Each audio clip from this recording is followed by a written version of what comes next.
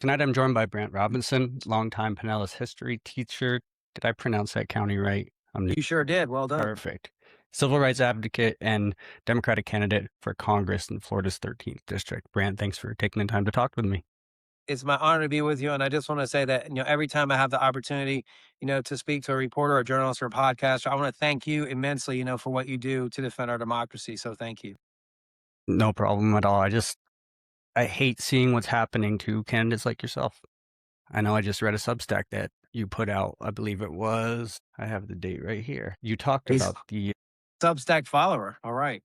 August 4th, 2026, just a few days ago, talking about the disparity in the support that candidates get, depending on if they're establishment pick or not.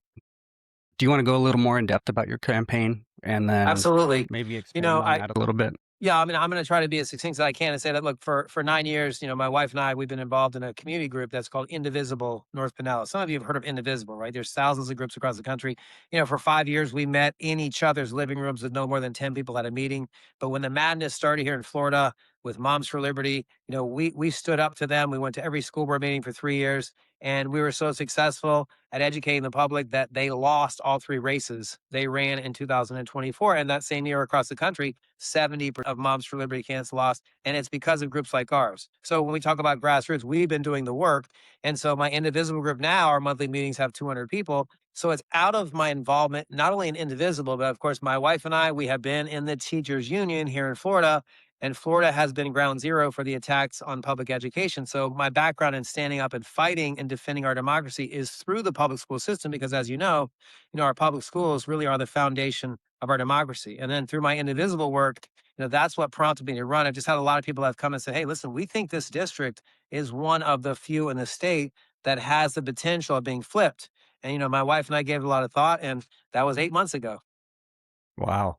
So the decision to run was just based off someone coming to you and telling you that they thought it could be flipped, and then the public school system, like you're just. And for years on social media, I've had people suggest to me, they say, hey, you should run for office. My response is always the same. I say, thank you so, so much for your kindness. And I always say the same thing. I just don't know how to transition from teaching into running for Congress. Well, guess what? I've been doing both. So What no pressure. what has been the one thing that you can correlate between the two, teaching and running for Congress? I think what it is that you're grounded in the daily lives of everyday citizens because you're teaching their children. And for years I've called every single parent or guardian of my students at the beginning of the year. It takes a month to do that, but like at my school, I teach at the school. It's a public school, but every single student at my school is either kicked out of or failed out of one or more schools. When I call the parents and guardians of my students, 90% of them are single moms, Mm. most of them living on the edge. So, I'm well aware as a teacher, and we all are, of just like, where our citizens really are in their daily lives, because their children are letting us know, almost every single day. Was there a certain point when you were teaching that this stuff, the attack on the public school system, just became just so far to the surface that you just couldn't ignore it, and then that's when the campaign decision happened? Well, actually, it started in that chapter was in the beginning of the 21-22 school year when, Moms for Liberty was formed here in Florida. It began in 2021.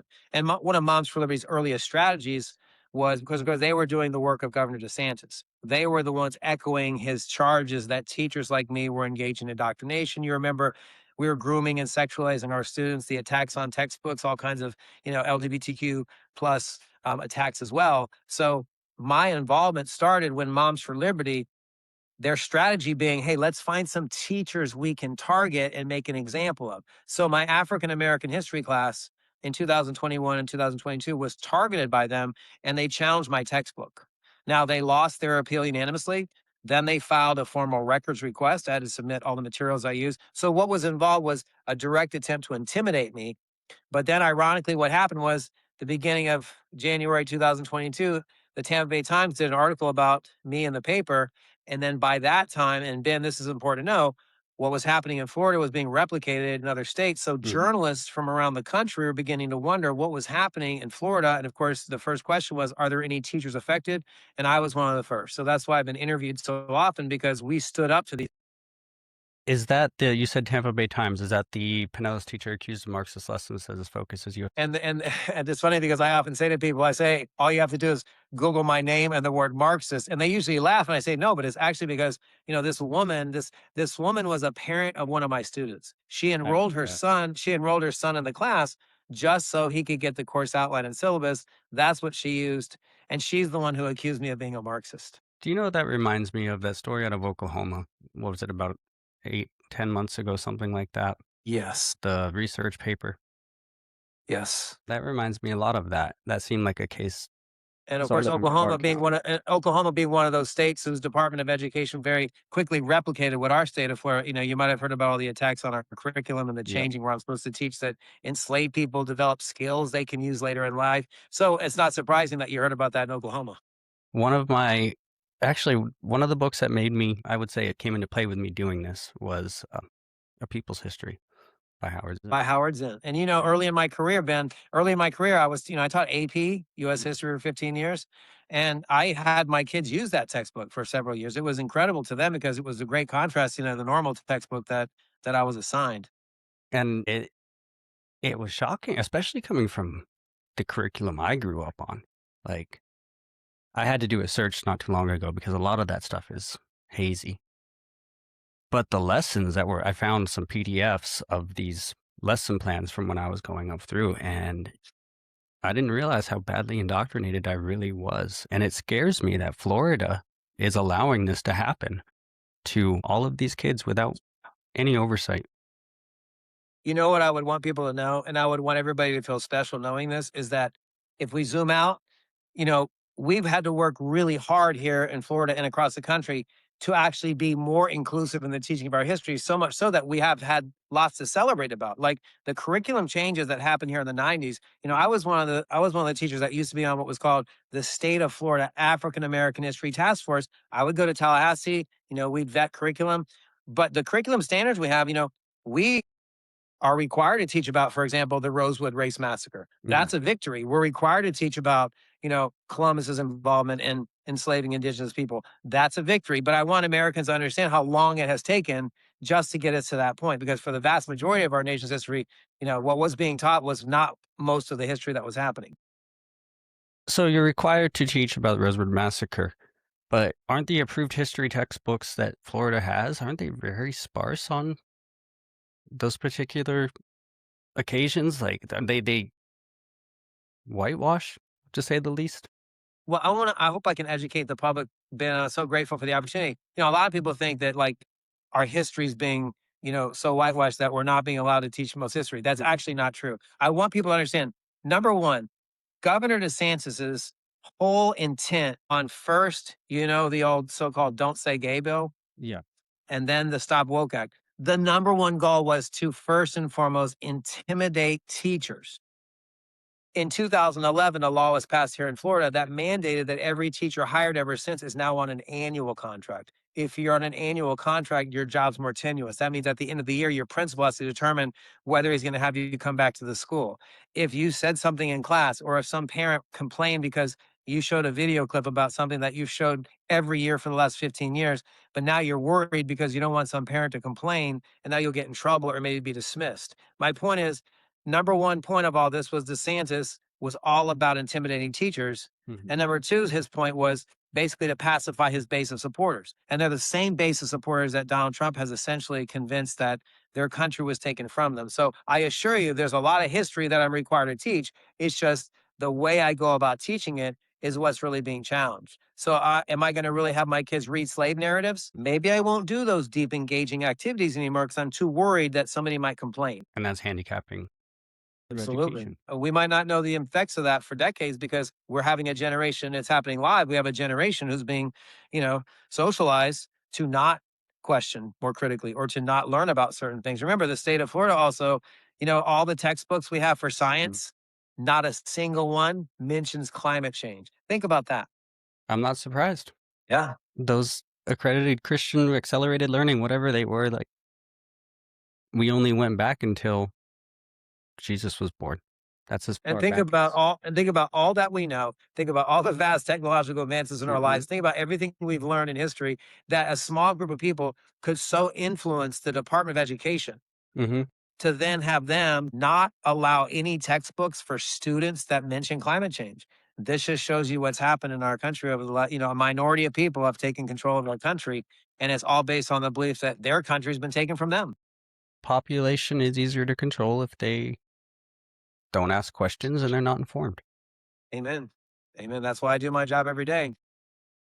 I'm so happy there are people like you because as someone that came from that basically what they're being taught here, I guess Yeah. to a point, like I grew up on Fox News, never went to a single day of public school. When I did liberal arts college after the military in Denver, Oh and my. it was the biggest culture shock. I can only imagine your mind must have been blown in Denver. It Wow. was, and I grew up in a Christian cult, so, like, religion had always scared me, Yeah, anything of to do with course. it, but I took theology classes just because I was like, "I can learn now, like, I wanna," and that's what really started it, and I wanna get this channel, like the Instagram and all that, to the point Yeah. where I'm addressing people's lack of a thirst for knowledge. Well, first of all, I'm terribly sorry that you were indoctrinated to a certain extent with fear. And I mean, that must have been like incredibly, enlightening when you were in Denver. Like finally, like you weren't feeling like this sense of fear. You were being liberated in your ability to think freely. So, I mean, what you're doing right now, man, the reason why I'm so inspired by what you're doing is because everyone listening right now, I think, has the same understanding that we do about where our country is. And the only way we can ensure that we can make this country what it must become is to ensure that the way in which we convey information, the way we share, the way we discuss, Mhm. that we engage in dialogue and discourse, like we have to teach young people to do all those things. So, like what you're doing right now, man, is like it's incredibly important, especially in this moment. It's one of the things I say the most is media literacy is one of the most important things that is dying in this country That's right. every single day, and it's being led by the administration and And it's ironic because we live in this age of information where my students walk around every day and they have all the knowledge in the world's collective history at their fingertips. And yet that's what I mean about the role of public schools. We in public schools, we are the ones that have to make sure that we're socializing our kids, not just to know how to think critically, but also how to get along with each other, how to disagree agreeably. Like, frankly, we're really not doing a lot of that in public school because right now the public school system is so much about, curriculum testing and being on pacing guides and then measuring the success of schools based on how well kids do on tests. What's been lost is the art and science of teaching. I can do this because I've been teaching for a long time and many teachers still can, but a lot of younger teachers, they can't make time for great discussions. They can't make time to actually, talk about controversial subjects like we should be every single day. In fact, they don't even really often bring up current events because, God forbid, someone's going to accuse them of being like anti-Trump or something just because you're talking about the war in Iran, and yet it's happening all around us, and we should be talking about it with kids. yep. What you talked about not having time to have these discussions with students. What about the school choice program in Florida has been the biggest detriment to you as a teacher to your class? Yeah. Well, first of all, I want people to just like think about how much fairness means to us because I don't have a problem with a charter school. Like if you and I, Ben, especially with your background being homeschooled, I'm fascinated by your perspective. But like, what if the two of us say, hey, we're really passionate about school and we wanted to start our own school? Every teacher has thought about starting their own school, but there's nothing wrong with that. If I want to create a charter school, I can do that. Now, charter schools are for profit. The problem with charter schools, and here's the crux of it, the students are not held to the same standards. The teachers are not held to the same standards. And as a result, we're using taxpayer money to fund these charter schools. And in the process, a lot of public schools are being eroded because, if you have parents who are really committed, it doesn't matter if they're living in an impoverished neighborhood or an affluent neighborhood, you take those kids out of the school, and then that school becomes more concentrated with kids who are struggling. Perhaps it's more likely they'll be living in impoverished neighborhoods, more discipline problems. That means more teacher turnover. That means a school that's struggling by many measures. And then the state comes after that school and demonizes it. Instead of just doing one thing, just properly funding public schools from the beginning, there's not really a need for charter schools because the beauty of American public schools is we take everybody. And that's a pretty incredible thing, right? So we should accept that challenge. If we're going to take everybody, why are we like creating this secondary system that's basically an admission that we're not really committed to the public schools? And in the name of freedom, of all In things. the name of freedom or any number of things, whether it be like because of, religious ideologies or other things, because even, a religious organization now can create its own charter school and they can make their own rules and they can even dismiss students for whatever reasons they want to. And they can control which kids come in and out, and then they can make a profit, and then they can claim that they're doing a better job, ironically, than the public school down the street. What about you mentioned charter schools. What about homeschooling when it comes to school choice? Because isn't that an option here in Florida? If you apply for the choice program, you have the choice of charter or you get just sent the money to. That's correct. You would get like the cash equivalency. And honestly, I mean, I can't begrudge any parent that would want to homeschool their child. All I would hope for is that that parent or guardian, had enough understanding of, any number of the subjects of totality, because I would hate that, what might have happened to you after all these years is that then you find out that there's a lot about history or a lot about science or one subject that you haven't been taught. And so The that's world. that's what my biggest concern would be. Yeah. Or the world in general. Yeah. Is there a testing standard at the end of the year? Well, so in Florida, because of the obsession with standardized tests, then that means the companies. So remember, let me just help the public. In the early 2000s, the governor of Florida was having to address what most governors across the country were having to address. And this is important that people understand. We did have for a long time a racial achievement gap in America because we had a system of Jim Crow that lasted for 80 years. And as a result, how do you explain that racial inequality and achievement in students? Well, I think it means we're probably not funding public schools enough and actually training teachers and all those things. No, what a lot of conservatives wanted to do is they blamed teachers unions and they blamed bad teaching, and that was the definition of what the problem was. And so what was the solution? Give corporations like Pearson and others who make textbooks, who make test materials, give them contracts. Now, what do those corporations do? They give campaign contributions to the state legislators who are running. So the state legislators take their money, they get elected, they give the contracts to these big corporations. The corporations make the tests, the textbooks, and everything. And then next step, then we're going to start grading schools based on the outcome of those tests. And then the next step is evaluate teachers in part based on how well the kids do. And then in 2011, they said every teacher's on an annual contract. So now we're in a situation where we have defined teaching and learning around a way of work or a way of being economically that was really just designed to benefit legislators who didn't really care about the achievement gap. They just found a way to capitalize on a scapegoat. And it was just scapegoating instead of actually addressing the real systemic problems. Ironically, that resulted in the Jim Crow system in the first place.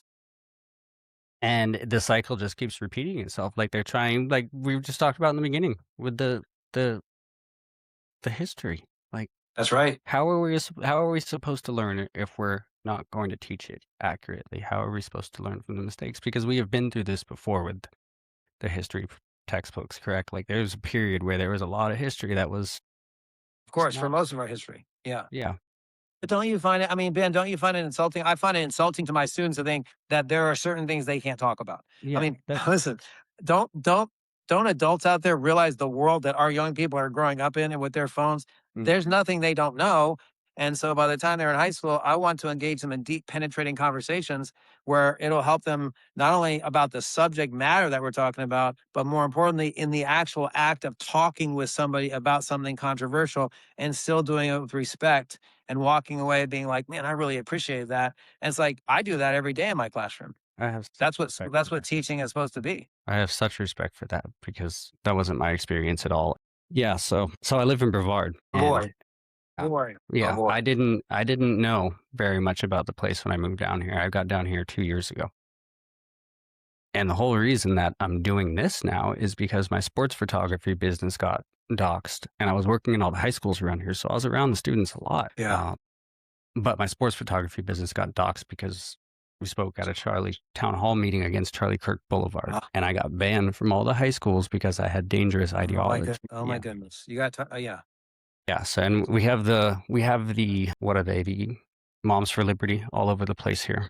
Yeah, Ben, I would want your listeners to know that Moms for Liberty has essentially been so severely weakened, but Brevard is one of the few places in Florida where they have still have a presence.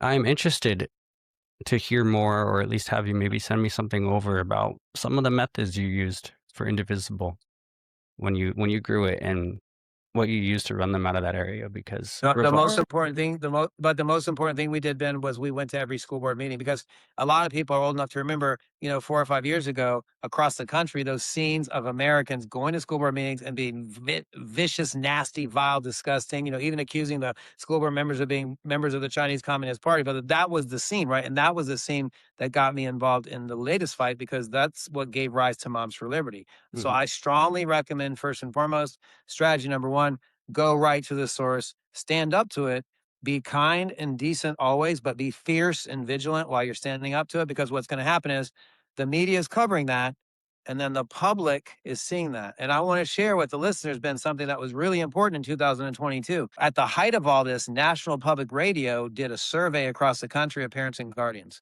They asked them three questions. Do you support your child's public school? Do you support your child's public school teacher? And do you support what's being taught? Listen to this. Across the country, 75 to 80% of parents and guardians said yes to those three questions. And when I heard that in 2022, immediately I understood one thing.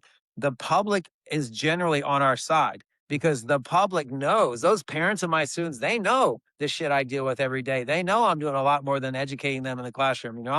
I'm being there for the kids. I'm being a counselor for them. I'm meditating with my world history class every day, like I did last year, every day for 7 minutes. Like I'm doing things that are about them as human beings. So the public generally supports us. And so I would say my number one strategy is go to the school board meetings and have faith that in the process, you'll be educating the public. It is our school superintendent was the guest speaker at the Church of Trump event, Of and course. 2 of our school board members. So it's pretty deeply entrenched. It is. My neighbor flew a Confederate flag up until a few months ago, and being originally from Maine and then Colorado, it Yeah. was I thought I made a serious mistake for a while, but I will say there are groups around here who work really, really deeply involved with the school board. They're Yeah. getting candidates they're trying to push, and they're pushing for that change. Ben, I would want listeners around the country to understand one thing about Florida. Florida has always been that place that people come from other places to because, we're like a paradise, the weather, the climate. But because of that, one of our biggest challenges is a lot of the people who come here from other places, they don't know the history of Florida. They don't know that you know, Brevard County is very, very steeped in the long, deep history of Jim Crow. Mhm. Florida was the state of all southern states. Florida led the South in per capita lynchings.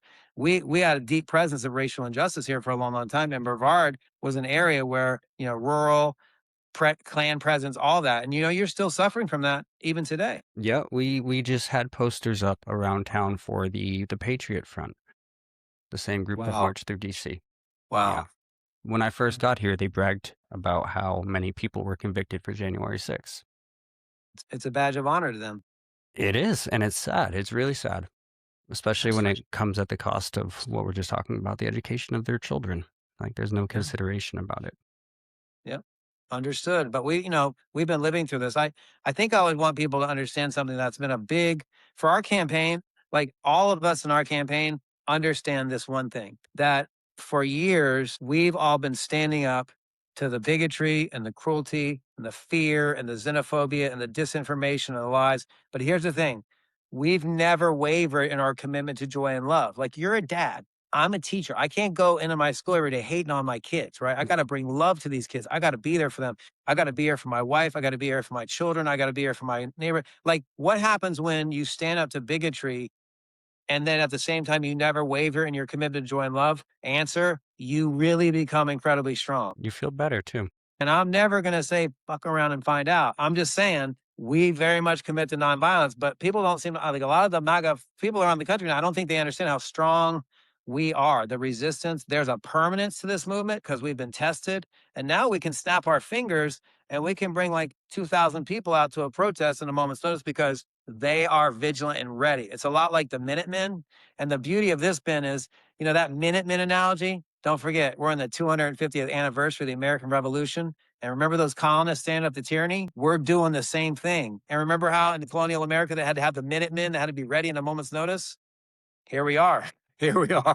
You just triggered a memory from when I was in school, when I was in liberal arts school. I took photography and graphics design, so I did art history classes, and one of the pieces of art that we studied was the photos of the square. Can Gentlemen? No, You it talking was about in China? no, it was Oh, you Boston talking about Massacre. the Boston Yeah, Massacre? yeah, and how the actual poster, the printer, was propaganda, It and I was. never knew that until art school of all places. Well, make sure your listeners understand what you're talking about. There were 5 victims in the Boston Massacre, Mhm. and one of them was Crispus Attucks, who was a man of Native and African ancestry. And Paul Revere understood one thing. He was going to use this event as propaganda to spread this colonial movement. But the problem was, if he elevated this man of African descent, there are these southern colonies where there's slavery deeply entrenched. So what did he do? He whited out Crispus Attucks' image and made him white. Yep. Yeah. And just all the little details like that to spur that thought in people's mind when they view it, like putting the dog in the photo and the woman running away. Wasn't there a woman running away with a baby? Yeah. That's it. Yeah, Yeah. that was And then that. by the way, he also put snipers in the window Mhm. to make it look like it was a more barbaric, They changed the name of massacre. the hall too to Butcher's Hall. That's right. Yeah, Yeah. that was wow. I hadn't thought about that in a while. The fight continues to make sure that we teach our history in its entirety. Yeah, it's to this day. I honestly, I kind of resent my parents for it a little bit. Well, obviously, I grew up in a cult, but at the same time, just having all that knowledge just not presented to me, just not being set up because you've talked about it yourself, having those discussions, those problem Yeah. solving skills that teenagers should learn, right? But think about how many other bands, like if you had never gotten to that point where you'd gone to Denver, I mean, you might still be that child of your parents, and you might not have ever Oh, gotten that penetration to actually really start questioning. I spent 12 years in the army before college. I went to liberal arts college at 30 years old or something like that. Wow. Yeah. So I spent a lot of time still kind of carrying that right wing Of ideology. I course. would say up until about 2016. Well, if it So helps you, but if it helps you to keep doing the incredibly important things you're doing now, I mean, don't ever let go of it, because it's got to be like a fuel. It's got to be it something is. that It drives you. really is. Because Yeah. I don't want, like I said before, seeing all of just the misinformation that's constantly pushed online and people just saying things for clicks, like not providing sources, Yeah. all things that a critical thinker should be doing when they're taking in information like that, Yeah. and it doesn't get done. You were talking about the money sequence between how we got to this place with Florida school systems, between politicians and all that. Yeah. And it sounded a lot like our political system. So I just wanted to get a little bit, because you didn't go to Amen. Leadership Blue, did you? Amen. No. Okay. And I believe, was it your campaign manager who had messaged me saying that you weren't going to go because you were at an event or something with like, We probably did have some other event. I don't know exactly what came up, but I mean, I would be honored to speak to you about, not only Citizens United, but just the direct effect it's having not only on my campaign, but on grassroots campaigns across Florida and across the country. Here's what I would say. Like, yeah, I've spoken to so many groups, and I often ask them, you know, what would it be like if you were a teacher or a plumber or a firefighter and you thought about running for office, but then you abandoned that thought because you realized how much money it would take to run, right? Well, ever since Citizens United, right, 2010, where essentially campaign contributions have been, labeled as free speech, we know now the effect of money. It's now, we should call it what it is. It's corruption, right? But the question I ask people is, what would it be like if, like, the majority of Congress were firefighters or plumbers or teacher everyday people? First of all, wouldn't the laws be better? Wouldn't the citizens be more engaged because they'd feel satisfied knowing that they vetted the people who are in Congress, they had a role, and then therefore they'd be more engaged in the system. And the most important thing, since millions of our fellow citizens don't trust government, they would come to actually understand and value government. And that would change dramatically if we would just make sure that the people that we're electing are people like us. I mean, it's I so basic, but I it's have a amazing because, yeah, I'm just saying, Ben, that most people, they can't, the reason they can't fathom it is simply because they don't look around and see it. And you're thinking, yeah. oh my God, that's the totality of the problem. A lot of the candidates I've spoken to so far have had the same tone about the establishment and the amount of money involved because I've only spoken with grassroots candidates, and it makes me angry as a citizen because I spend a lot of time on FEC.gov and I dig through all these receipts, and it is mind-boggling how much It is. money is just spent on this process. And I had a memory the other day, a whole Daniel Boone movie, probably from the 1940s, something like that. We were only allowed to watch older movies growing up. less guarantee of worldly Yeah. influences getting Mhm. into us. But in that movie, when he was campaigning for, I believe it was state representative or senator, how they were campaigning. And I was just thinking in my head, I was like, we need to do that again, I know, right? where these Yeah, candidates just go and they stand on a big platform and they that's talk to it. crowds. There's no money involved. You talk to the people who are putting you in office. And I've done that for 7 months where I taught all day, and then a couple hours later, I had I had a candidate forum where I was gonna be up on stage with 6 or 7 people, taking really intense questions and, have to be on my A game all the time, and I had to do that for 7 months before the summer, and now I've gotta get ready because the primary's in 11 days, and we started with 8 Democrats, and now we're down to 2, and we're the grassroots campaign, and my opponent is the establishment Democrat, and you know what's gonna happen, Ben, if we win in 11 days, it's gonna get incredibly intense, right? Because Yeah. the next 3.5 months while I'm teaching, the Democratic Party will start giving us money. I'll probably start being on more national media platforms because people are watching this race around the Yep. country. So it's only going to get more intense. But the most important point is most people like us never get to this place.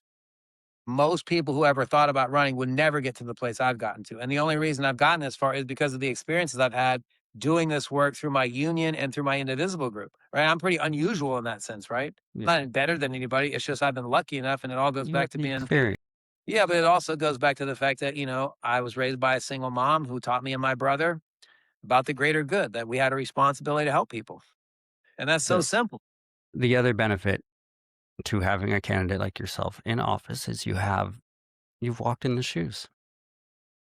You Yeah, have the empathy. I don't truly believe someone can accurately judge a situation or make a decision based off someone else's that's moods right. without truly knowing what that person is going through. I mean, that's what I do for a living with my Yep. students. And, every single day I have to be ready, especially because I think I said, I'm at a school now where every single student was either kicked out of or failed out of one or more schools. This semester, Mm. 2 of my students took their lives, Oh 2 my in a God. school of 200. So, like, I have to be ready every day. I have to bring fierce love because I never know exactly what my students are going through. And that's something that I understand about in our society. Is I think you would agree, empathy is something that we're even seeing some Christians trying to define that Jesus wasn't really about empathy. Pretty staggering. That is, I have to find it. But my first video I ever put on Instagram was the day after Kirk got shot, and it was Really? all of these Christians, yes. Oh my. That's what it really was, because I had spent a lot of time just being on Facebook and talking shit to people, all that. But watching all of these Christians, as someone that was indoctrinated in that world, and I knew how these people think, I know how their minds work. For them to be framing him as some pillar of their faith, someone to look up to, it angered me so much. Mhm. And I mean, it's probably a good thing that finally did, because here we are, and more people are hearing the truth. More people are finding out the hidden secrets, so to speak, of that That's world. right. I mean, look, people need to recognize that we are in the middle of a movement. No Kings rallies 1, Mhm. 2, and 3 are the testament to that. But the thing, as I mentioned about this movement that is different, I got my master's degree in African American history. So I know the history of the country and I know movements. We're in a movement, and it's Yeah. incredibly exciting because this movement has permanence. But also, what's incredible, and anyone who's been part of the movement knows, either at a meeting or a rally or protest, what it's been like when a first timer comes up to you. There's some first timer who's been on the sidelines, like all of us, right? Feeling disheartened, feeling disillusioned, maybe even feeling despair. But then you see someone like, you go, hey, there's Ben. He's always out there rallying and protest. And then now you have the courage to take that first step. I mean, sometimes these people come up to you at a rally or protest, they're in tears. They want to hug you and thank you just for having the courage to do the thing that they thought they should have been doing. But now, good news, we've got a lot more first timers. And so this movement is now, and it's moving in the direction that it simply must translate into us, finally taking control of Congress. And I have to reinforce that it's not about the Democrats. It's just simply putting a stop to Trump. That's what Yeah. it's about. In your view, what is the biggest threat to the movement? I think the biggest threat to the movement is the it's the same threat that the tool that Trump and his movement has used, the divisions. Look, we've been through it all, right? Critical race theory, DEI, woke, all of these different boogeymen, and those can divide those can, and that's exactly what happened in 2024 when there were even some Democrats who voted for Trump, and part of it was that their own bigotry, their own miseducation, all of it got in the way. But it's the ability for Trump to push the buttons that divide people, and that's why, for example, all this focus on Mamdani being a democratic socialist. I could just pull my hair out because I'm like, it's not about him being a democratic socialist. It's about what he did to go out and actually talk to the people. The day after the election, the day after Kamala Harris lost, was his first interview. He went out there and talked to somebody. He did the work. He did the work that we do. It's not about being a democratic socialist. It's about the fact that he's actually doing the thing that most of us don't have any experience doing. And then when someone's doing it, you feel engaged and you're like, man, that was amazing. Well, what if everybody did that? That's the way that our political system really should be if we have people like them running. I believe I made a post right after he won saying every candidate should look at Mamdani as a example of how to run your race. Exactly. Out Your there political understanding party, the people's problems, regardless of your party. That's regardless. right. And he never falls into that trap either. He is very careful about that. He But is. I love the way he does it. He does it, like you said in the beginning, respectful, kind, but still firm. Always, always, always, Yeah. always. You said down to 2, so that's you and Leela Gray, correct? Now, with no disrespect to John L. There is a third Democrat. He's the guy that kind of has a stick. He ran in 2024 and he got 3%. He's a guy that he always talks openly about how he likes to sue. He sues Trump. He sues DeSantis. He will tell you his campaign is a campaign of one and it's him. So he's not a real contender. My opponent is a retired brigadier general, service to our country beyond question, but she's pretty much the establishment Democrat. And when she announced, this is revealing, when she announced her campaign 5 months ago, the very next day, Whitney Fox endorsed her. Now, Whitney Fox was the Democrat who ran in 2024. She was a nice, fine, and you need to know that fine is my second least favorite word, but she was a fine establishment Democrat. She lost to Luna by 10 points. What does it tell you that Whitney Fox endorsed Leela, my opponent, the day after Leela announced? It tells you that behind the scenes, there's a lot of people trying to line this all up. And that's why Leela, one person. well, that's why Leela has raised $1 million. And that's why she doesn't canvass. And that's why she is in a position where she thinks that she just raises a bunch of money and floods the market with TV ads and mailers. I think that's the formula. But again, that is the old way. It's not actually going out and knocking on doors and talking with people and letting them know that you're here to listen. Because remember, Anna Paulina Luna never did a single town hall in her 2 years in the second term. And our Indivisible group, this is a cool thing, Ben. Last June, our Indivisible group at a church in Pinellas Park, we held an empty chair town hall. We invited Luna. Of course, she said no. We had a nice cardboard cutout of her on but here's the thing, 400 people came. And those people that came, when they went to the microphone, they weren't vile and nasty or disgusting. They were like bringing comments and questions. These were insightful people concerned about our democracy. And so we are committed as a campaign to having a monthly town hall meeting because we want to make sure that we can actually start spreading what we've been engaged in and been so beneficial to do is actually sit down and talk with people, and actually. Sorry go to ahead. interrupt. Have you seen that transcend into participation for your campaign? Like holding that monthly town hall, have you seen an uptick in volunteers? Absolutely. Phone-based? I just came from earlier. We have a social every 3 weeks. We have a campaign social, and it's the most joyous time. Because we all feel like we have to win, but it's not because we're arrogant assholes. It's because we've been doing the work. When you talk to people on our campaign, everybody smiles. Everybody's excited because it's a feeling like we've been here meeting people, connecting with people. We are making a difference in people's lives and making them believe that we can actually make this country what it must become. And when you've been doing the work and your opponent, my opponent actually said in front of an audience that she doesn't have time to knock on doors because she was so busy touting the money she's raised. So we feel like it would be really tragic if we didn't win just because we feel like we've actually earned it. We've been doing what really needs to be done. You were asked to not participate in this race, correct? Was Well, that what I read in this article? So here's what happened. On a few occasions, I have been asked to drop out of the race. Yeah. For example, and this will hit some people hard. Y'all know who Nikki Fried is.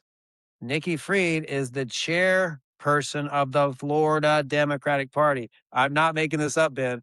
Over the summer, I had knocked on 47 doors and I was walking back to my car and my phone rang and it was Nikki Fried. And she asked me if I knew who this guy was who's a Republican because he's not running for reelection. She wanted me to know about this other race. And as soon as she asked me about that, I said, Nikki, listen, we have no intention of dropping out. We've been in this race for 6 months, and I know we have a very formidable campaign. And she said, oh, I know you do. And she said, but we're just going through the motions of making sure we check on all the candidates. I said, okay, that's fine. But then I asked her this. I said, are you going to ask my opponent, Leela, to do the same thing? I don't think so.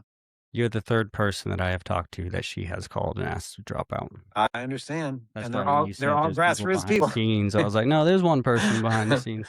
That's right. I met Nikki Fried at Leadership Blue. Very nice individual in person, Right, but of course. we know the direction the party needs to go is not the direction that she has been leading us.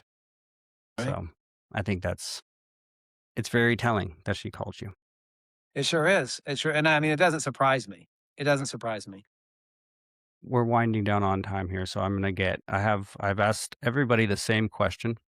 If there was going to be a movie made on your campaign, who would play you and why would that person play you? I think it would have to be Tim Robbins, because his performance in the movie Shawshank Redemption. If you know anything about our campaign, we have a little stick figure that I call Celebration Person. But here's the thing. It comes out of the Shawshank Redemption movie. For years when I signed my name, I finished my name with it looks like a stick person. When my students get an A on a test, I circle the A and I give them a stick person. I've been doing that for 20 years, but it's because in the movie, there's a scene. Remember, he was wrongly accused of killing his wife. He's in jail for murder. He does all these incredibly kind things for people, but every day he's taking a little bit of the stuff that he broke away from his wall out into the yard, and then he's making a big hole in the wall, and eventually he breaks free. Now he's have to crawl through 100 yards of shit, but when he comes out the other side, breaking out, there's that scene where there's a high camera angle and Yep. it's raining, and you just see him with his hands out like this. And as soon as I saw that, I thought, man, here's a guy who somehow had to maintain his fierce commitment, his integrity, his commitment to joy and love, even though he was this victim of, a horrendous injustice.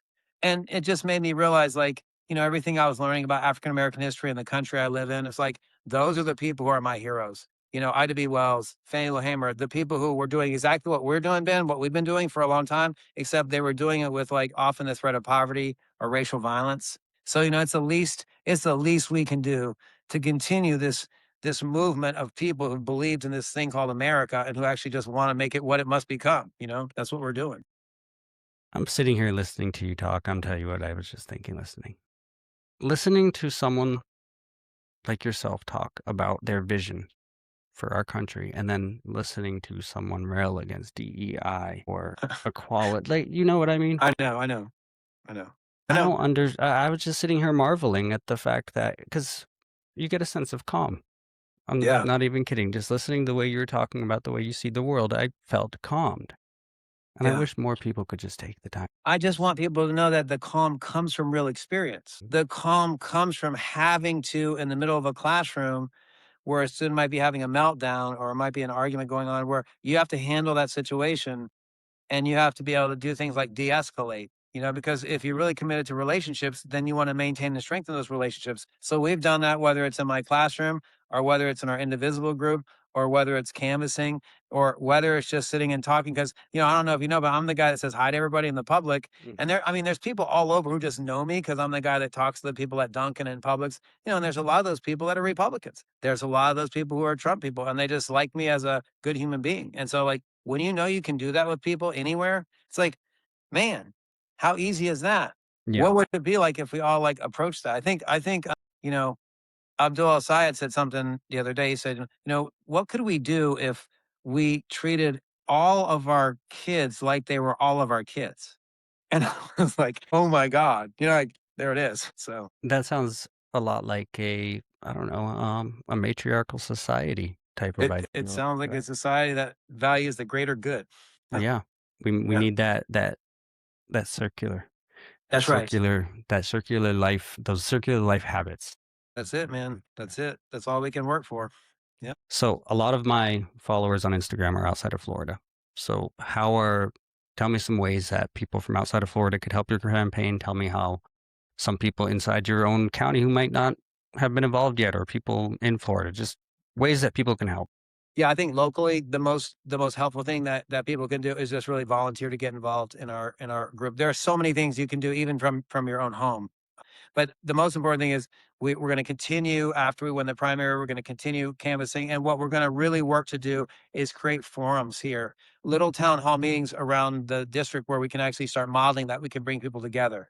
So that's locally, but everyone around the country is going to be obviously watching the midterms. And a lot of us have watched returns come in from other states already. So when you feel that excitement, when you hear about what happened in Michigan, what we need, guys, is we need you to step up with contributions simply because as unfortunate as it is, Anna Paulina Luna already has $2 million, Yeah. and we don't take PAC money and we don't take corporate money. So if you're anywhere listening around the country and you understand the vision that we have, and you understand that we can accomplish this, we're the richest country in the world, and there's no reason and there's no excuse why we can't have universal health care, universal child care, a $20 hour minimum wage, a VA system that actually treats veterans like every day they're reminded of why they served. Like there are things we simply must do. And part of the responsibility is government has to play a role.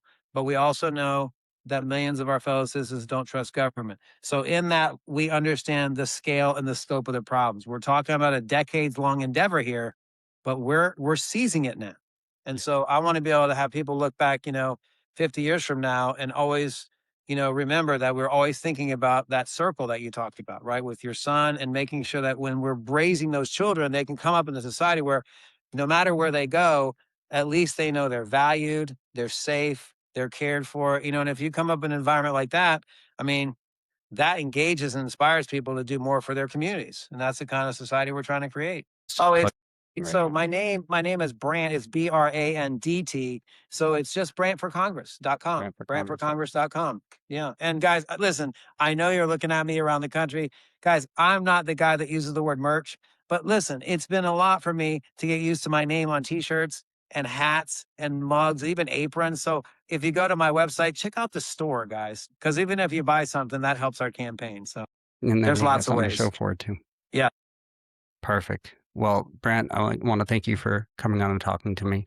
I've been valuing hearing so many different perspectives, and you brought a whole new one that I haven't even heard yet. So Well, listen, appreciate you talking. I'm so grateful to you. And I thank you from the beginning. But like, listen, you make me proud to be an American, and I want everybody to be proud of being an American. But I want people to understand, like, here I am about to start my 30th year teaching, and I'm walking into uncharted territory here because, like I said, if we win in 11 days, I'm going to need everybody who's listening right now to really join us and like be with us in this spirit and this mission. Because this is our country, right? Yeah. And again, I would never offend someone's religious beliefs, but I happen to believe this is my one and only lifetime. So, I want to do everything I can each and every day, to be mindful of the world I'm going to leave for my, now 5 grandchildren and your son and everybody else is going to hopefully they'll thank us. They'll Yeah. talk about us and they'll be proud of what we did for them in the decades to come.